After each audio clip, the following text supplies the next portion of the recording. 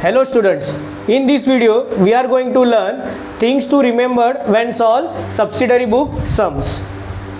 The first and foremost important point in subsidiary book, we have to write only credit, purchase and sales entered in subsidiary books. तो सिर्फ जो credit purchase या sales है वो ही हमको subsidiary books में लिखना है.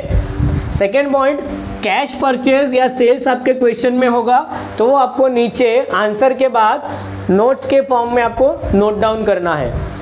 अगर आपने एसेट परचेज या सेल्स आपके क्वेश्चन में आता है तो वो आपको जर्नल प्रॉपर में लिखना है, और अगर जर्नल प्रॉपर क्वेश्चन में नहीं पूछा है तो उसी को आप नोट्स के फॉर्म में लिखोगे.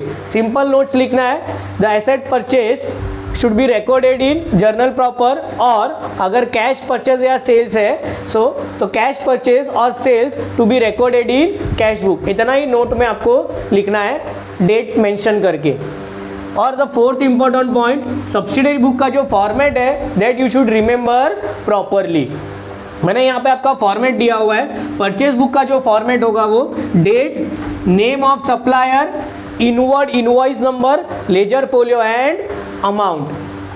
परचेज रिटर्न बुक का जो फॉर्मेट होगा same, date and name of supplier will remain same.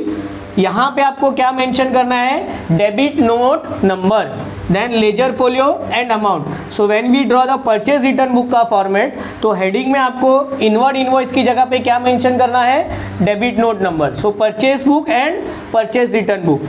For sales book, date, instead of name of supplier, what we will mention, name of customer. और inward invoice की जगह पे क्या लिखना है आपको, outward invoice number, ledger folio and amount.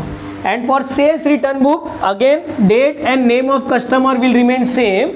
यहाँ पे हम क्या लिखेंगे, credit note number, ledger folio and amount. अब क्वेश्चन में आपको inward invoice, debit note number, outward invoice और क्रेडिट नोट नंबर दिया है तो आपको ये कॉलम में लिखना है. अगर नहीं दिया है तो आपको जस्ट डैश करना है और रिमेनिंग थिंग फिल्ड अप करना है. So what you have to remember, format of subsidiary books, क्योंकि ये फॉर्मेट हर बुक में अलग अलग लिखना है. Date, name of supplier, inward invoice, ledger folio, amount.